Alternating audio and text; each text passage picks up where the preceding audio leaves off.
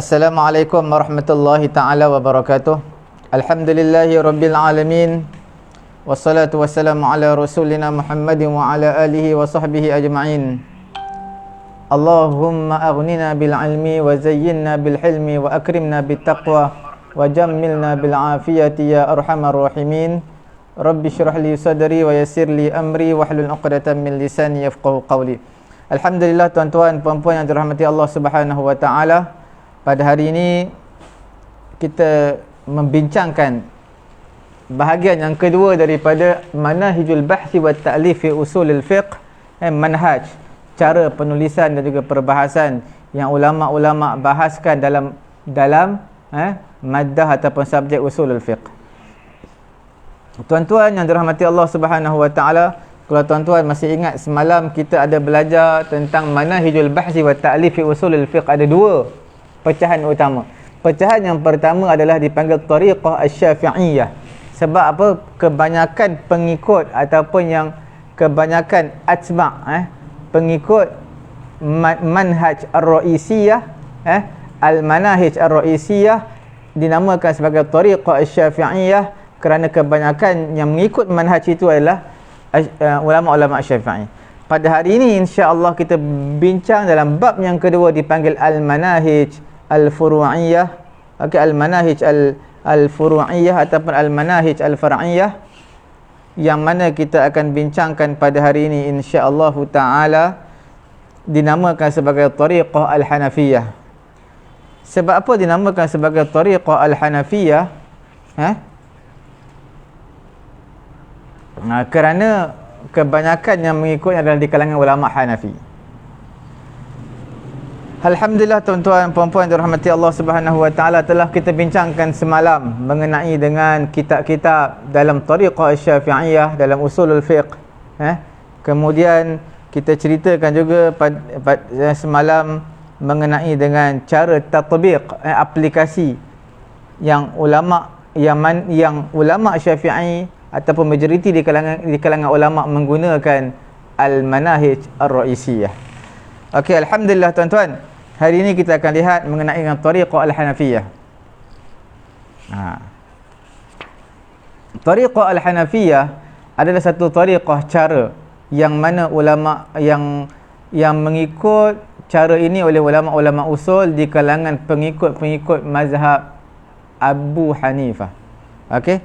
Yang mengikut ni siapa? Kebanyakannya mazhab Abu Hanifah. Ulama-ulama Imam Abu Hanifah dipanggil Al-Hanafiyah. Sebab itu tariqah ni dipanggil tariqah Al-Hanafiyah.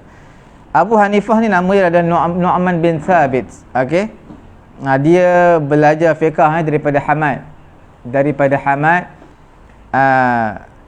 bin Abi Sulaiman. Jadi dia ni pada hari kehidupan beliau, iaitu Abu Hanifah, dia sempatlah bersama dengan 4 orang di kalangan sahabat.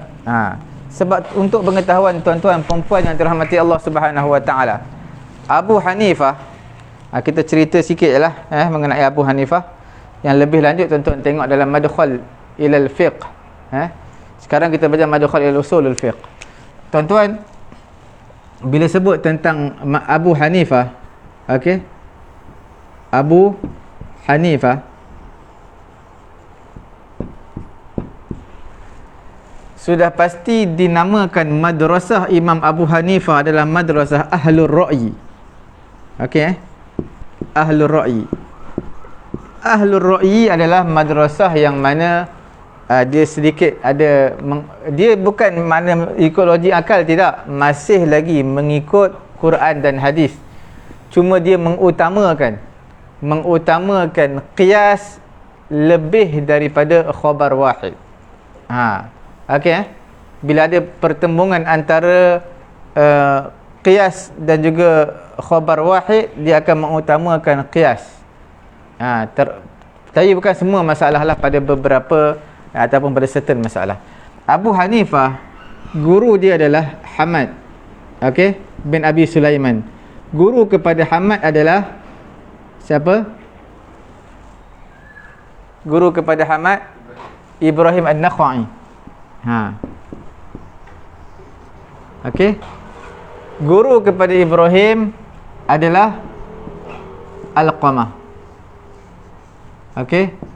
Guru kepada Alqamah adalah Abdullah bin Mas'ud Ibnu Mas'ud. Dia adalah sahabat Nabi dan dia adalah pengasas Ashabul Ahlur Ra'yi. Dan Ibnu Mas'ud ini berada di mana? Di Iraq. Okey.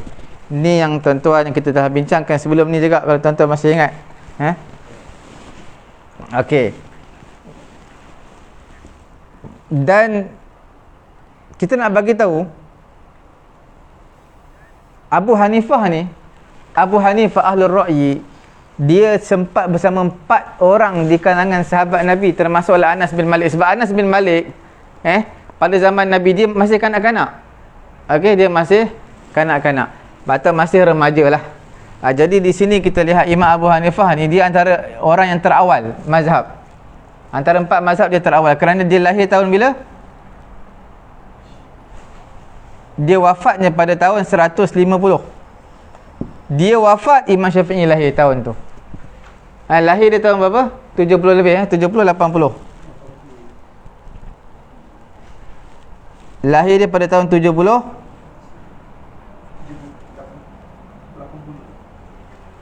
Lahir dia bukan 70 tapi pada tahun 80. Nah, 80 Hijrah. Dia wafat pada tahun 150 Hijrah. Okey.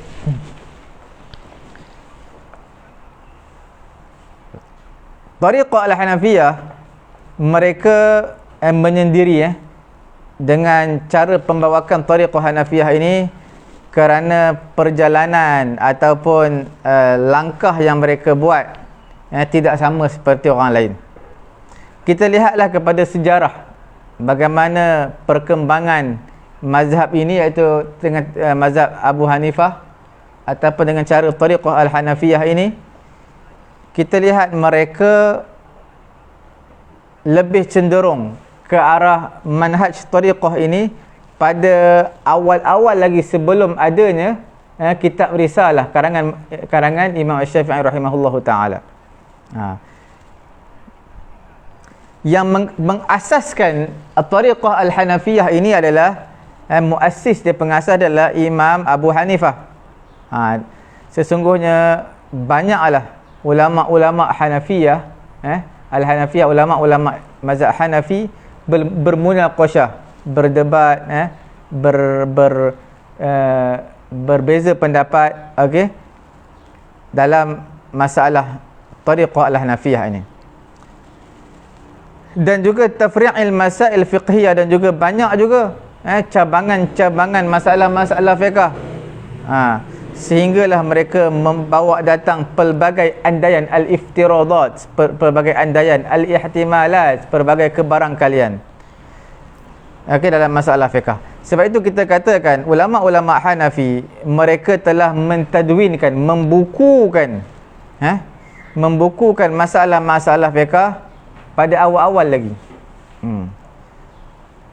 Masalah-masalah fiqh mereka telah bukukan. Mazhab Hanafi. Yang membukukan ni siapa? Iaitu anak-anak murid kepada Imam Abu Hanifah rahimahullahu ta'ala. Khususnya, terutamanya kepada Imam Muhammad bin Hasan Al-Syaibani, yang mana wafatnya pada tahun 189. Dia muda sikit daripada Imam Abu Hanifah lah. Dia wafat pada tahun 189. Kemudian mengenai dengan membukukan masalah-masalah usul ini, mereka tak sempurna lagi. Anak-anak murid kepada Abu Hanifah, mereka tak sempurna lagi membukukan masalah usul seperti mana mereka telah menyempurnakan buku masalah-masalah fiqh. Bahkan datang pembukuan usul dalam Tariqah Al-Hanafiyah ini di kalangan mazhab Hanafi datang kemudian. Jadi pendek katanya apa, di sisi ulama Hanafi tidak ada di sisi mereka mana-mana kitab dalam usulul fiqh pada awal-awal seperti mana tasanna lisyafi'iyah, seperti mana telah tersedia untuk ulama Syafi'i kitab risalah yang mana mereka berpegang dengan kitab risalah. Sebab itu mereka dalam mencari, membahaskan, mengkaji hukum-hukum dalam mazhab ulama Hanafi ni, dalam mengeluarkan kaedah usul, mereka menggunakan kaedah yang tersendiri, iaitu istimbatul usul minal furu'. Mereka mengeluarkan usul daripada furu'. Mana kita dah bagi tahu semalam, al-manahij ar-ra'isiyah, usul dulu, furu' datang kemudian, masalah fiqh datang kemudian.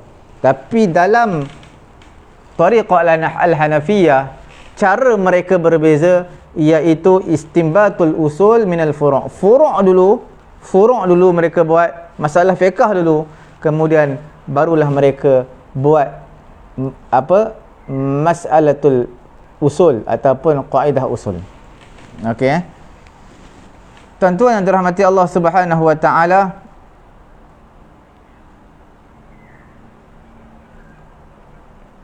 kita lihat tariqah al-Hanafiyah ini menjadikan kaedah usul terbina di atas furu'. Furu' dulu baru lahirnya kaedah usul. Okey. Mereka melihat kepada furu' fiqh yang dinukilkan daripada imam-imam mereka. Jadi mereka datangkan, sebab apa, kitab dalam tariqah al-Hanafiyah, ulama Hanafi, mereka melihat, mereka mengarang masalah fiqh terlebih dahulu. Jadi cara dia, mereka melihat, mereka membuat masalah fiqh dahulu, kemudian barulah mereka datangkan usulul fiqh ataupun kaedah usul.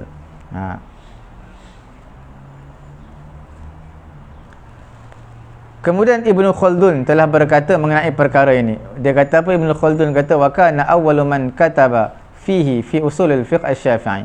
Orang yang pertama mengarang kitab usulul fiqh adalah Imam Syafi'i. Amla fihi risalatahu al-masyhur, dia mengarang kitabnya, kitab risalah yang sangat masyhur. Kemudian Ibnu Khaldun kata barulah fuqaha al-Hanafiyah, ulama-ulama fiqh mazhab Hanafi, mereka mengarang kitab usulul fiqh. Mereka telah mentahqiqkan kaedah-kaedah itu, dan mereka telah meluaskan pendapat di dalam kaedah-kaedah yang terdapat dalam kitab risalah. Okey. Dan ulama-ulama mutakallimun, ulama-ulama mutakallim, iaitu ulama-ulama tauhid, mereka juga menulis seperti itu.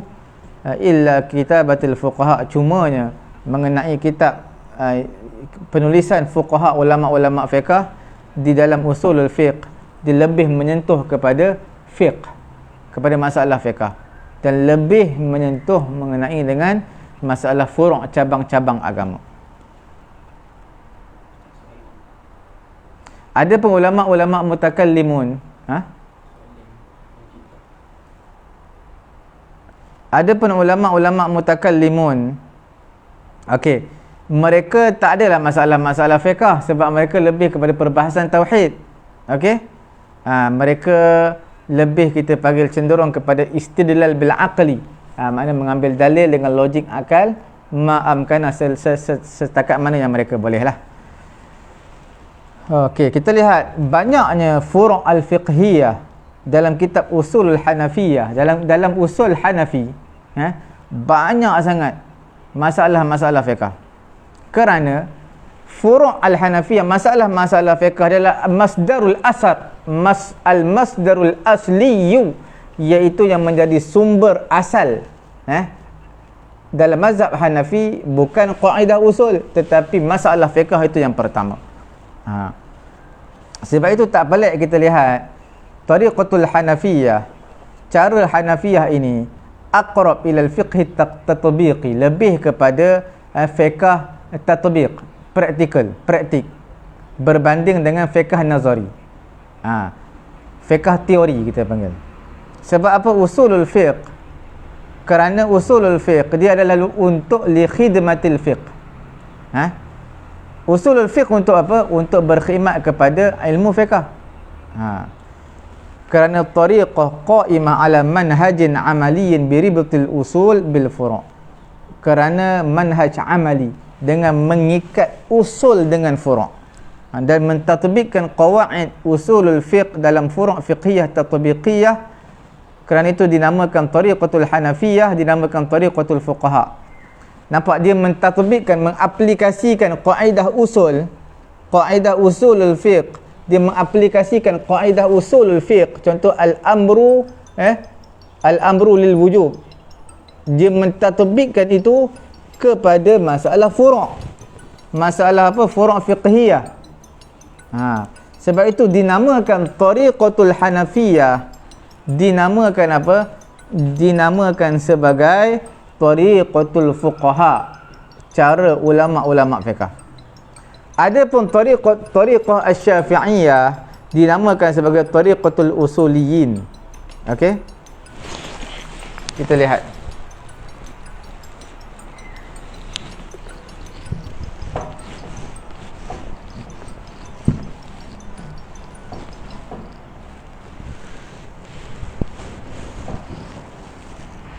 Tentang tariqah asy-syafi'iyah dan juga tariqah al-hanafiyah.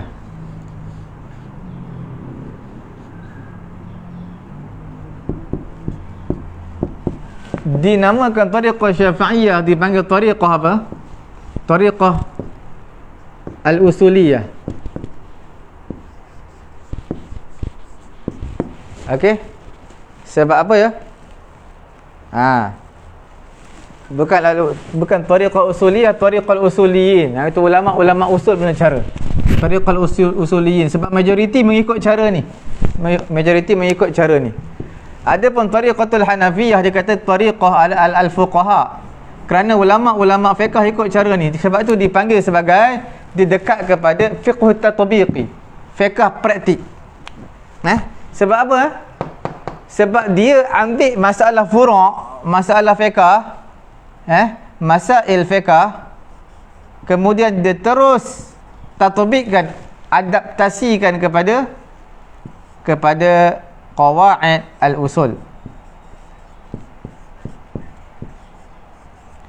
Jadi dipanggil sebagai tariqatul fuqaha ni, cara macam ni. Tariqatul fuqaha, ataupun dipanggil sebagai tariqatul, kita panggil lebih dekat kepada fiqh tatbiqi. Tariqatul usul lain, dia buat kaedah dulu. Ini yang pertama, kaedah usul ni, usuliyin. Dia ambil ini yang pertama, lepas ada kaedah baru datangkan masalah fiqh. Ini nombor 2. Tapi untuk tariqatul hanafiyah, ini nombor 1 dan ini nombor 2. Okey?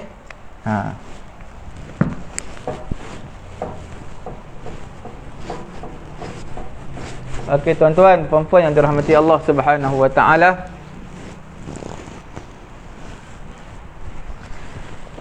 Ulama-ulama usul yang berada di atas tariqah asy-syafi'iyah, mereka mengasaskan kaedah usul dulu, kemudian baru mentatbikkan qawaid fiqhiyah yang kita sebutkan tadi. Kerana kaedah usuliyah sesungguhnya kaedah usuliyah ala tariqatil hanafiyah, dengan cara tariq al-hanafiyah, kewujudan kaedah usul tu lambat, lewat step nombor 2. Okey, tuan-tuan, selagi mana kaedah usul ini diletakkan bersama dengan furu' fiqhiyah, iaitu masalah fiqh di bawah, masalah fiqh, kemudian datangkan kaedah usul di bawah. Masalah fiqh dulu di atas, datangkan kaedah usul di bawah. Maka cara al-hanafiyah ini kita akan lihat, dia tidak ada masalah al-istithnaiyah, masalah yang terkecuali. Sebab cara tariqah al-syafi'iyah, bila letak satu kaedah, kemudian letak pula masalah-masalah fiqh, sudah pasti di sana pasti ada al-masail al-istithnaiyah, iaitu masalah-masalah yang terkecuali, yang tak termasuk dalam kaedah ni. Tetapi untuk cara tariqah al-hanafiyah, untuk mendapat masalah pengecualian yang terkecuali daripada kaedah, itu amat sedikit dan jarang berlaku. Okey, Sebab apa? Mereka ini adalah kesan natijah hasil kepada mereka tarkis kepada fiqh dulu, mereka fokus kepada masalah fiqh dulu, barulah mereka letakkan qaidah fiqh. Sebab itu kita lihat dalam karangan-karangan Tariqah Al-Hanafiyah ini, mereka tak ada term-term yang banyak lah, dan mereka tidak ada perbahasan kalam, tak ada. Seperti mana yang ada pada Tariqah Asy-Syafi'iyah. Okey. Sudah pasti bila kita katakan tidak ada masalah-masalah istisnaiyat, pengecualian, tidaklah bermakna Tariqah Al-Hanafiyah ini yang terbaik. Sudah pasti setiap kaedah, setiap cara ada pro dan kontranya. Ada dari aspek positif dan negatif. Okey?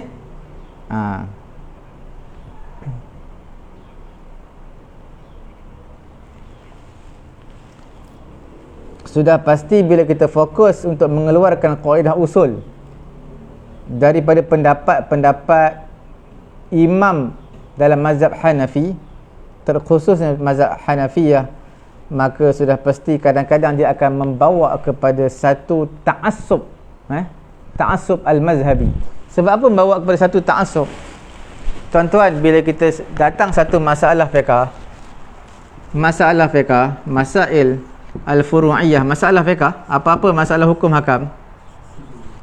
Okey, tuan-tuan akan lihat, apa yang tuan-tuan akan lihat, mereka akan fokus kepada masalah ini dulu. Masalah yang kedua, mereka nak letakkan apakah kaedah usul, qawaidul usul di sini. Apa yang akan berlaku kalau kita buat cara begini? Ini yang pertama, ini yang kedua. Dengan cara Tariqah Al-Hanafiyah, kita akan lihat akan membawa kepada kontranya, perkara yang kurang baik, iaitu at-ta'assub al-mazhabi. Apa maksud ta'assub al-mazhabi? Mereka akan ta'assub dengan pendapat ulama mereka, mazhab Hanafi, sebab mereka tak bahas, mereka fokus kepada ni dulu, kemudian baru kaedah usul. Tariqah Asy-Syafi'iyah, mereka fokus kepada ni dulu, kemudian masalah-masalah fiqh sesuai ataupun tidak. Jadi tidak membawa kepada ta'assub al-mazhabi. Okey.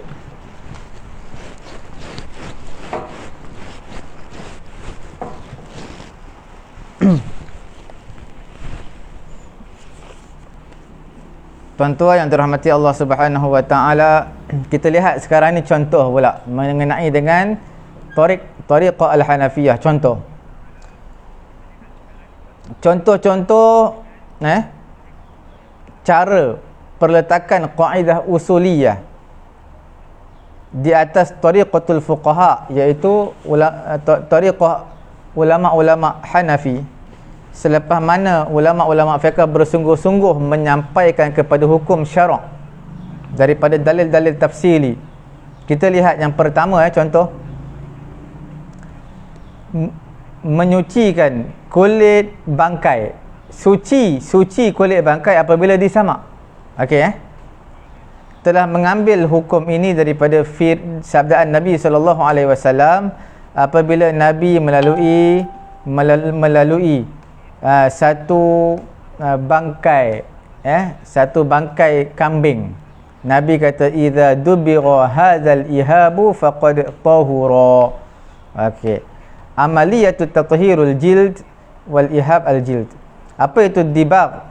Dubira. Apa itu dubira? Iaitu amaliyatu tathhirul jild, iaitu perbuatan dalam mensucikan kulit. Samaklah. Al ihab maknanya kulit. Tuan-tuan lihat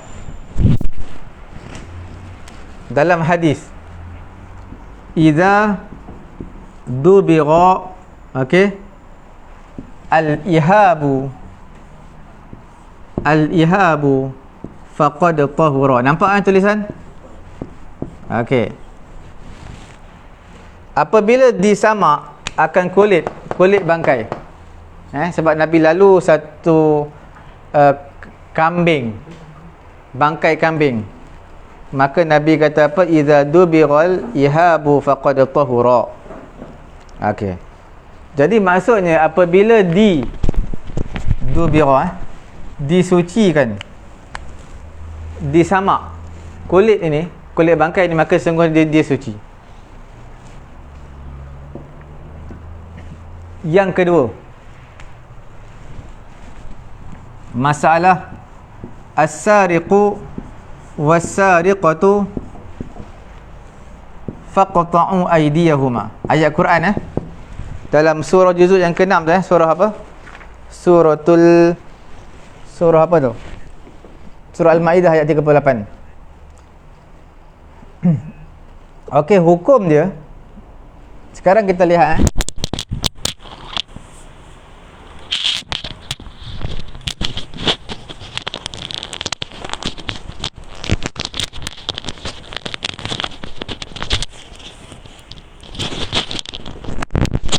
kita lihat kepada apa?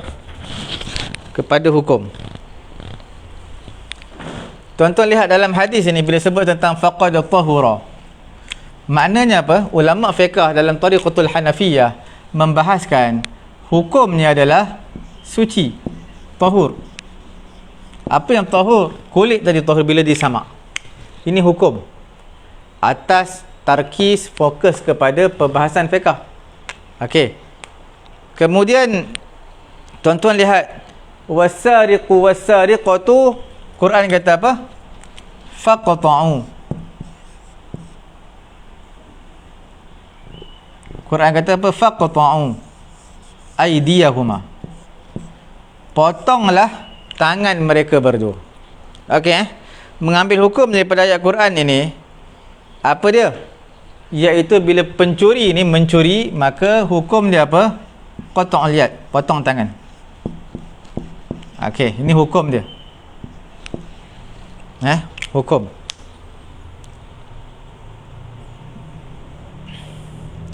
Ayat ini turun sebab apa ya? Kepada seorang lelaki yang mencuri ridak, selendang Safwan di bawah kepalanya ketika dia tidur. Dia tidur di masjid ke di mana tidur. Safwan tidur dan letakkan kain dia, selendang dia di mana? Di bawah kepala dia. Ketika dia tidur di masjid. Faqata Rasul sallallahu alaihi wasallam jadahu. Maka Nabi sallallahu alaihi wasallam potong tangan pencuri. Sebab apa? Safwan dah jaga dengan baik, letak bawah kepala dia. Tapi tetap dia curi juga. Kalau dia tak letak bawah kepala, dia letak di tepi, itu mungkin tak kena potong tangan sebab dia tak jaga dengan baik. Okey Perkara yang ketiga, kafaratul zihar. Okey Yang ketiga, kafaratul zihar. Tuan-tuan buka lah ayat Quran Suratul Mujadalah. Ayat pertama Suratul Mujadalah. Tuan-tuan lihat, bukanlah ayat pertama, ayat dalam ayat kedua, ketiga gitulah. Tuan-tuan lihat kafaratul zihar, iaitu yang pertama adalah merdekakan hamba. Yang kedua, kalau tak ada merdekakan hamba, tak mampu, maka puasa 2 bulan berturut-turut. Tak mampu juga, bagi makan orang miskin sebanyak 60 orang. Sesungguhnya telah mengambil hukum ini daripada mana mereka ambil hukum ini? Daripada firman Allah Subhanahu wa taala dalam suratul Mujadalah ayat ke-28, juzuk ke-28 surah yang pertama tu. وَالَّذِينَ يُظَاهِرُونَ مِن نِّسَائِهِمْ ثُمَّ يَعُودُونَ لِمَا قَالُوا فَتَحْرِيرُ رَقَبَةٍ مِّن قَبْلِ أَن يَتَمَاسَّا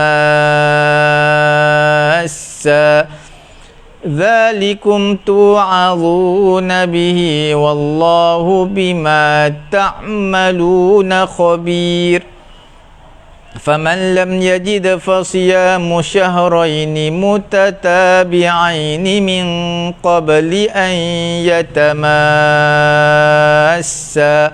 فَمَنْ لَمْ يَسْتَطِعْ فَإِطْعَامُ 60 مِسْكِينًا ذَلِكَ لِتُؤْمِنُوا بِاللَّهِ وَرَسُولِهِ وَتِلْكَ حُدُودُ اللَّهِ وَلِلْكَافِرِينَ عَذَابٌ أَلِيمٌ. Suratul Mujadalah ayat ketiga dan juga keempat. Tuan-tuan boleh lihat. Turun ayat ni kepada Khuwailah Yang mana suami dia Aus bin Samit telah buat apa? Zihar kepadanya. Okey, zihar ni apa? Zihar ni maknanya dia kata kepada isteri, anta alayya ka dhahri ummi. Kamu ni seperti mana belakang ibuku. Kamu seperti mana belakang ibuku. Dia khususkan az-zuhar. Zuhar tu makna belakang, zuhrul makna belakang. Okey, tidak khususkan perut, paha, muka dan sebagainya. Okey, tuan-tuan, puan-puan yang dirahmati Allah Subhanahu wa taala, kita lihat apa dia? Dalam ayat ini mengeluarkan hukum. Dalam ayat ketiga keempat surah Mujadalah, hukum dia daripada ayat Quran ini, hukum dia adalah memerdekakan hamba tak mampu beri puasa 2 bulan berturut-turut, tak mampu beri makan 60 orang miskin. Tu hukum untuk kafaratuz zihar. Okey. Masalah yang keempat, tuan-tuan lihat. Jadi nampak tak pada ayat tu dia fokuskan, ulama tariqatul Hanafiyah mereka fokuskan kepada hukum dulu. Bila adanya hukum dari mereka ambil daripada ayat Quran, barulah mereka letakkan satu kaedah. Nanti kita akan bincangkan. Kemudian pada masalah contoh yang keempat, al-mula'anah baina zawjaini, iaitu laknat melaknatlah, mula'an, li'an antara suami isteri, bersandar kepada ayat li'an. Allah Subhanahu wa taala berfirman dalam surah An-Nur ayat yang keempat, walladzina yarmunal muhsanati thumma lam ya'tu bi arba'ati syuhada'a fajliduhum 80 jaldatan wa la taqbalu lahum syahadatan abada wa ulaika humul fasiqun. Okey. Ayat ni turun kepada siapa tu? Kepada Hilal bin Umayyah. Hilal bin Umayyah yang mana telah melontarkan, telah menuduh isterinya berzina, sedangkan dia tidak ada bersamanya saksi. Jadi dia buat sumpah li'an. Walladzina yarmunal muhsanat, orang yang nak menuduh perempuan yang suci yang berzina, kemudian dia tak datangkan 4 orang saksi, fajliduhum 80 jaldah, sebatlah mereka dengan 80 kali sebatan, sebab dipanggil haddul qazaf. Jangan kamu terima kepada mereka syahadah selama-lamanya, persaksian. Mereka tu orang yang fasik. Okey. Tuan-tuan, bila tuan-tuan lihat dalam suratul An-Nur, ayat yang keberapa dia? Ayat yang keempat. Tuan-tuan lihat dalam masalah ini, dia ada hukum yang khusus dalam masalah li'an. Tuan-tuan lihat apa dia? Ayat ini turunnya khusus kepada Hilal bin Umayyah dalam masalah qazaf. Qazaf ni apa? Melontarkan kepada orang lain, tuduh orang lain zina. Tuduh orang lain zina, tapi tak ada saksi. Okey? Jadi hukum dia apa? 80 kali sebatan. Jelas 80 kali sebatan. Okey. Tuan-tuan, nas-nas yang datang, kita bagi contoh dia semua 4 contoh dengan lafaz yang umum. Semua tadi itu datang dengan lafaz yang umum. Maknanya dia tak spesifikkan kepada seseorang, tak khususkan kepada seseorang, tak sebut pun nama orang tu. Lafaz umum. Walladzina yarmunal muhsanat dalam surah An-Nur ayat keempat. Al-muhsanat umum. Al-hilam tersebut umum, siapa-siapa pun boleh.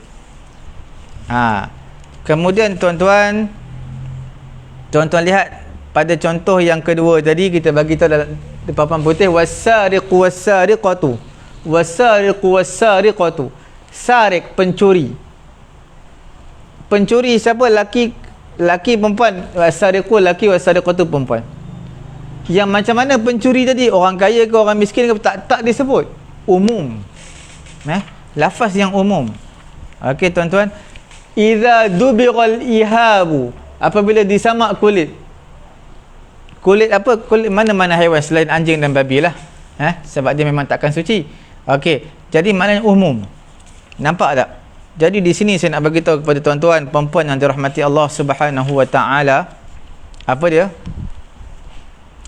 Lafaz-lafaz yang digunakan, 4 contoh yang kita bagikan tadi, semuanya adalah lafaz-lafaz yang umum, tetapi semuanya, keempat-empat contoh yang kita sebutkan, datangnya ia kerana ada sebab yang khusus. Okey, sebab yang khusus, turunlah ayat ini, turunlah sabdaan Nabi, tetapi lafaz yang digunakan dalam Quran ataupun hadis umum.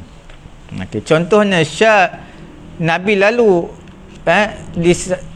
di mana satu bangkai kambing. Bangkai kambing tu siapa punya? Iaitu Maimunah punya, tapi tak disebut dalam hadis. Tapi sebab tu sebab khusus. Rida disebut, curi rida, selendang tadi, siapa punya? Safwan punya. Dalam Quran tak sebut. Okey. Kisah dalam suratul Mujadalah mengenai zihar. Dia kata kepada isteri, belakang kamu seperti mak aku. Jadi perkataan zihar ini tak disebutkan dalam Quran untuk Khuwailah dan juga Hilal bin Umayyah, tetapi sebabnya memang kita tersebabnya khusus kepada Khuwailah dan juga Khuwailah dan juga Hilal bin Umayyah, suami isteri. Okey, sebabnya sebab khusus tetapi lafaz yang umum. Okey, wa 'alar raghmi min anna hadhihi nusus, sekalipun nas-nas ini datang pada sebab yang spesifik, yang khusus, cumanya sahabat-sahabat tabi'in dan juga orang selepas mereka mentatbikkan, mengaplikasikan hukum hakam ini, hukum hakam pencuri, hukum hakam untuk sertu ataupun samak. Sertu dan samak makna sama, cuma dalam bahasa yang saintifik yang agak advance sikit dipanggil sertu lah, sertu. Dia pejabat agama dipanggil sertu, tapi sebenarnya bahasa kampung kita panggil sama. Okey, sama. Ulama-ulama dalam mengikut tariqatul al-Hanafiyah, cara yang kedua tadi, al-manahij al-furu'iyah, mereka menggunakan apa? Mereka mentatbikkan, mengadaptasikan hukum hakam ni. Hukumnya suci, hukumnya kena potong tangan ke atas semua orang Islam. Okey? Dengan sebab itulah ulama-ulama usul, mereka meletakkan satu kaedah berdasarkan empat contoh, 2 di sini dan 2 lagi tak kita sebutkan di sini. Mereka menggunakan apa? Mereka fokus kepada hukum yang mana mereka ambil keluar daripada Quran ataupun hadis. Mereka keluarkan satu kaedah usul yang menyebut apa dia? Al-ibratu bi'umumil lafzi. Okey, la bi khususis sababi.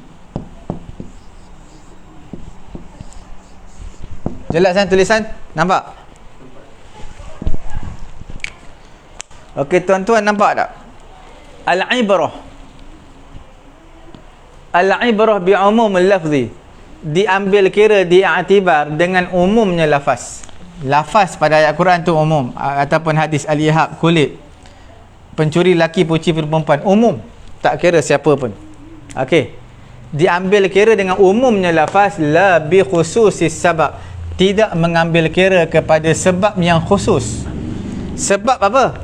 Ini kulit apa? Kulit kambing Maimunah, bangkai dia, kulit bangkai kambing Maimunah, bi khususis sebab. Ni siapa? Kisah seorang lelaki curi ridak Safwan. Tapi semua ini kita tak iktibar khususis sebab, tapi kita ambil kepada umum lafaz. Inilah dipanggil kaedah usulul fiqh yang dikeluarkan oleh ulama usul selepas mana mereka mengkaji hukum masalah-masalah furu', mereka mengambil hukum daripada dalil Quran dan juga hadis, kemudian mereka adakan satu kaedah al-umum bi'umumil al-ibratu bi'umumil lafzi la bi khususis sabab.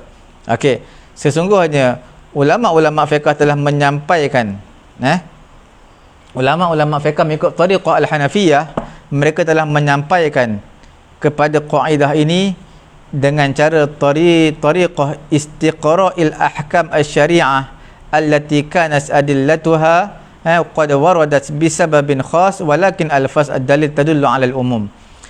Mana mereka buat hukum, mengadakan hukum dahulu daripada ayat Quran ataupun hadis, kemudian barulah mereka buat kaedah. Jelas Okey tuan-tuan, kita ada baki 10 minit lagi insya-Allah. Kita akan lihat kitab-kitab karangan daripada ulama-ulama siapa? Tariqah Al-Hanafiyah, daripada mazhab daripada cara ni lah, Tariqah Al-Hanafiyah ni. Antara kitab yang paling masyhur, kitab apa? Usulul Karkhi.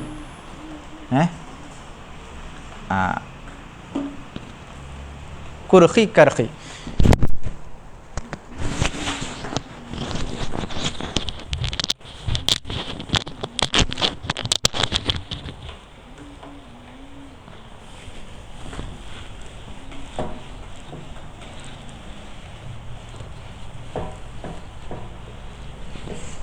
Kita lihat antara kitab karangan ulung yang masyhur dalam bitariqah Al-Hanafiyah ini adalah Usulul Karkhi.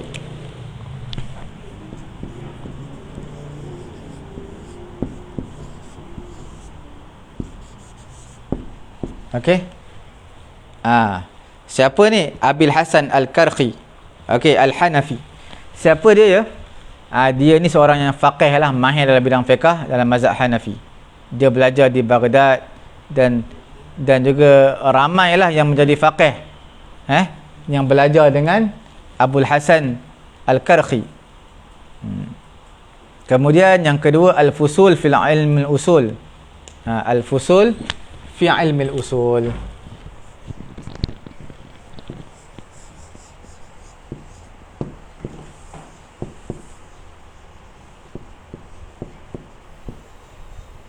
Okey. Ini kitab karangan siapa? Jassos, Imam Al-Jassos. Yang dikenali kitab ni dengan apa? Al-Fusul fi Ilmi Al-Usul, iaitu kita panggil Usulul Jassos. Usulul Jassos. Siapa ni? Pengarang dia Abu Bakar Al-Hanafi, Al-Jassos Al-Hanafi. Wafat tahun 370 Hijrah dia. Nama dia Ahmad bin Ali Abu Bakar Ar-Razi, iaitu yang dikenali dengan Imam Jassos. Okey. Dia menjadi faqih, dia belajar dengan Hasan Al-Karkhi. Hasan Al-Karkhi dia lebih tua sikit lah. Dia wafat pada tahun 340. Ini 370 lebih 370. Jadi makna Al-Jassos guru dia Al-Karkhi. Okey. Kemudian kita lihat kitab yang ketiga, Ta'sisun Nazar, Al-Qadhi Abu Zaid Ad-Dabbusi Al-Hanafi. Ad-Dabbusi Al-Hanafi. Okey.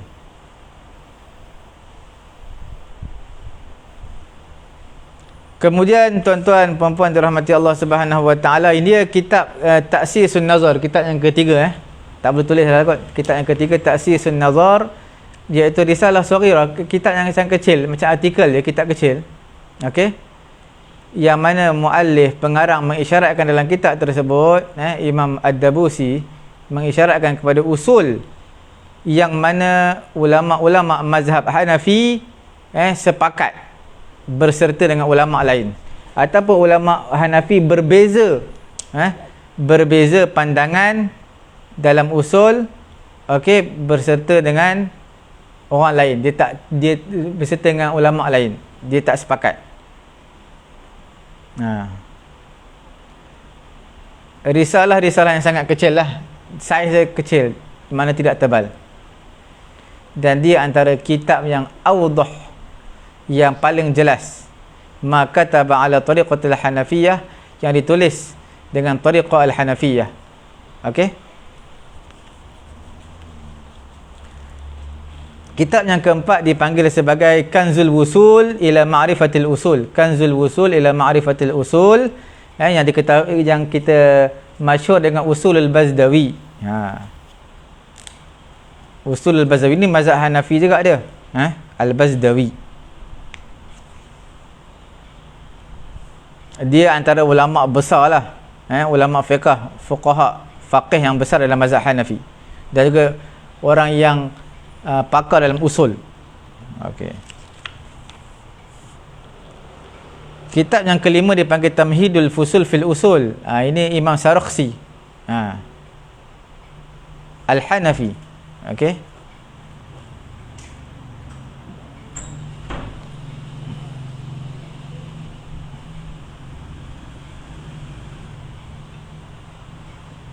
Dia seorang yang faqih. Dia ada kitab fiqh dia.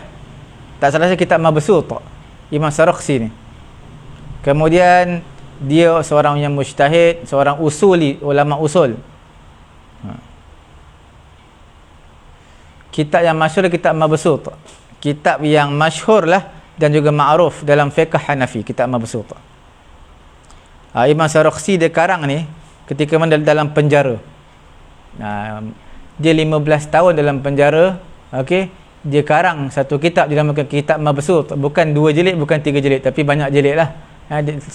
Selama 15 tahun dalam penjara Imam Sarakhsi.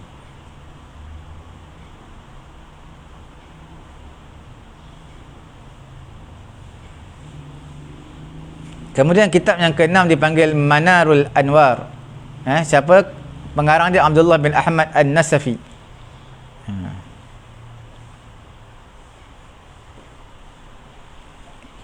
Okey, tuan-tuan puan-puan yang dirahmati Allah Subhanahu wa taala, insya-Allah pada keesokan harinya, hari Rabu, insya-Allah hari Rabu esok, dan esok juga adalah hari kita panggil hari Tasu'a, 9 Muharram, dan juga lusanya dipanggil sebagai hari Ashura, 10 Muharram.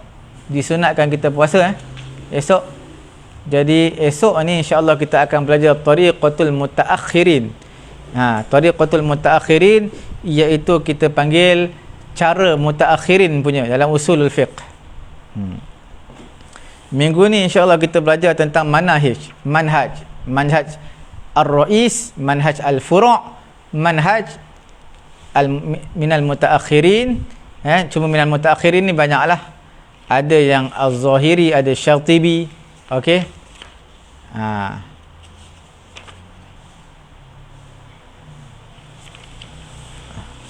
Minal mutaakhirin ni, bukan minal mutaakhirin ini kita akan bincangkan esok. Kemudian esok juga kita akan bincangkan manhaj furu' ini, yang mana antara ulama yang berpegang dengan dia adalah ulama manhaj Zahiri, manhaj Syatibi, manhaj al-mu'asirin.